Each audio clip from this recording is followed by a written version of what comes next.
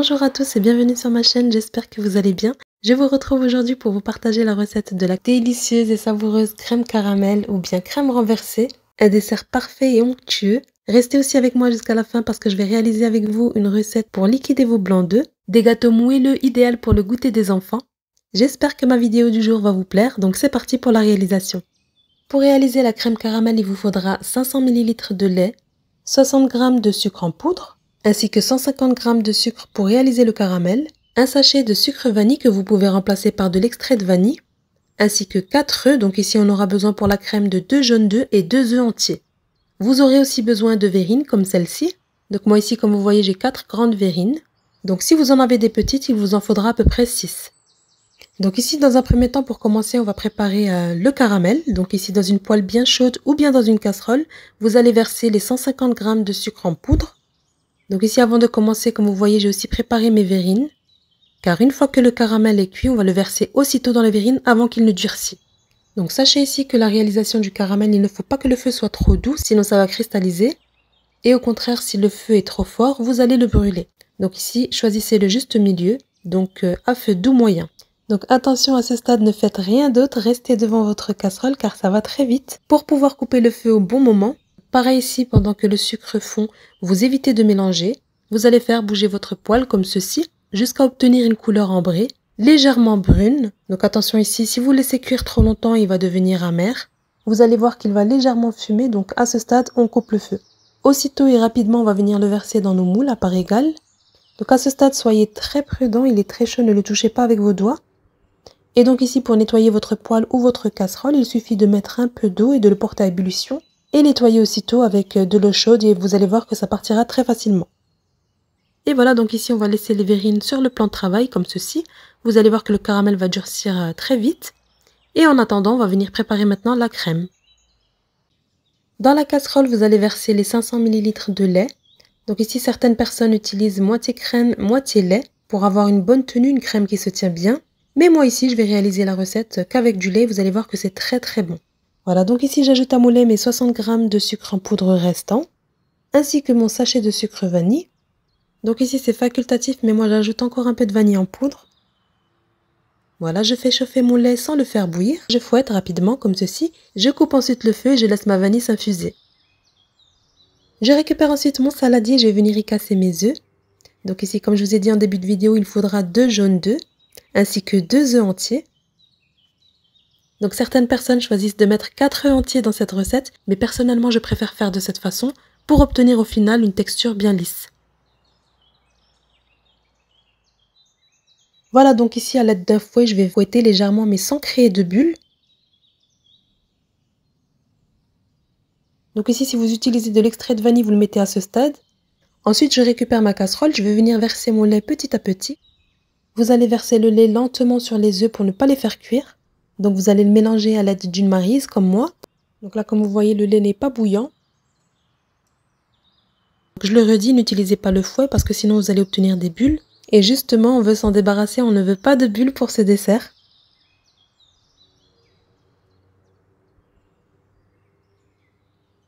Et voilà, c'est terminé. On va venir maintenant le filtrer. Donc vous récupérez une passoire. Si vous avez une passoire fine, c'est très très bien pour enlever tous les résidus de jaune d'œuf et aussi pour se débarrasser des bulles. Maintenant, elle est prête à être versée dans nos ramequins. Et voilà, ensuite vous allez venir les dispatcher dans les 4 grandes verrines, ou bien si petites si vous en avez. Comme vous voyez, le caramel ne se mélange pas à la crème. Le caramel est très dur, ne vous inquiétez pas, lorsque vous allez démouler vos crèmes, le caramel sera à nouveau liquide.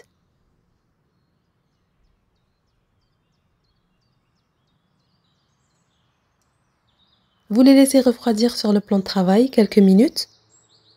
Et ensuite, vous allez venir les filmer comme ceci. Voilà, je filme bien tout autour pour éviter que l'eau ne rentre lors de la cuisson. D'ailleurs, ici, il vous est possible de les cuire dans votre four. Donc à ce moment-là, ça sera une cuisson longue. Mais moi ici, j'ai décidé de faire la cuisson à la poêle, qui demande une cuisson moins longue, c'est-à-dire 12 à 15 minutes. Pour ça, vous allez récupérer donc une poêle assez profonde. Vous allez y déposer vos verrines que vous avez bien filmées. Et ici, vous allez venir verser de l'eau bouillante dans votre poêle. Vous allez remplir jusqu'à arriver à la moitié de votre verrine. Et voilà, vous allez ensuite déposer un couvercle et vous laisser bien fermer. Et c'est parti pour une cuisson à feu doux moyen pour environ 13 à 15 minutes maximum. Moi ici, au bout de 13 minutes, je coupe mon feu. Donc ici, faites attention de ne pas vous brûler. Vous utilisez des maniques pour retirer vos verrines de votre poêle et vous les déposez sur une grille. Si vous n'êtes pas encore abonné à ma chaîne, je vous invite à le faire en cliquant sur la cloche de notification pour être alerté lorsque je poste une nouvelle recette.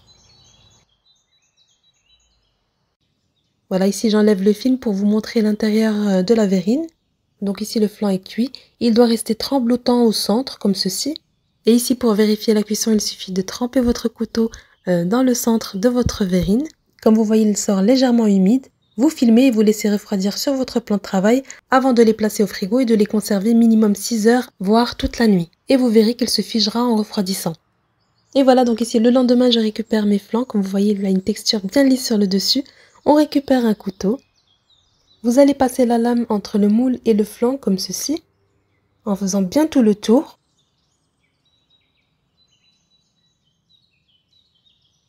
Vous disposez ensuite une petite assiette sur le dessus. Vous retournez d'un seul coup le moule avec l'assiette. Et vous retirez le moule comme vous voyez en image.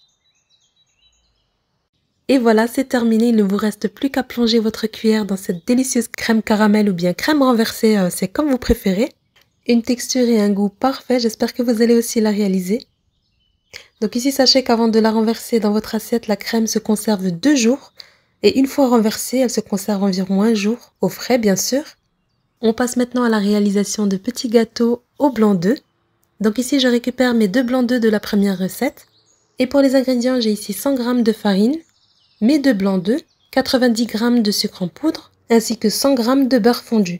Et bien sûr, on n'oublie pas la pincée de sel qu'on ajoute à la farine. Pour commencer, dans mon saladier, je verse mon beurre fondu, ainsi que le sucre en poudre.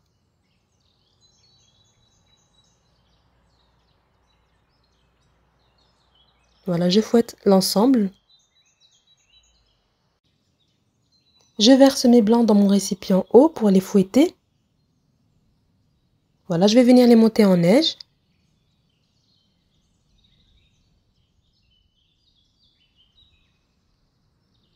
Et une fois que les blancs sont bien montés, on va venir verser la farine en alternant avec les blancs d'œufs dans notre mélange beurre-sucre.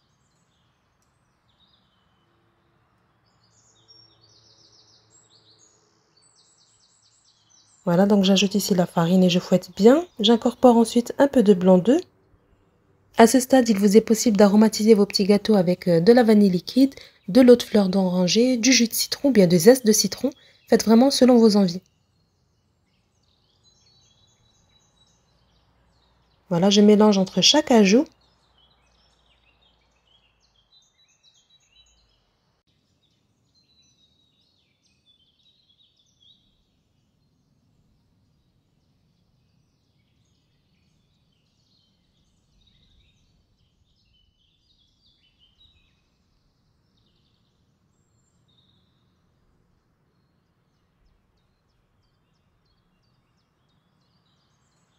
Et une fois que c'est fait, on récupère ensuite des petits moules en silicone.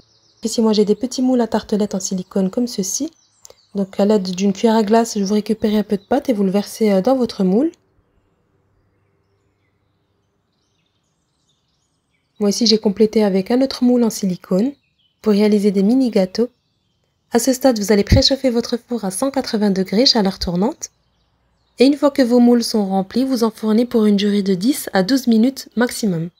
Et bien sûr, au bout de 10 minutes, vous surveillez la cuisson. Comme vous voyez, ils sont très faciles à faire et ils sont très bons. N'hésitez pas à les tester vous aussi. Une très bonne alternative pour liquider vos blancs d'œufs. Le fait d'ajouter les blancs en neige permet d'avoir un gâteau bien moelleux. J'espère en tout cas que ma vidéo du jour vous aura plu et comme d'habitude, si c'est le cas, n'oubliez pas de liker, de commenter, de partager autour de vous. Et moi, je vous dis à très vite pour une prochaine recette.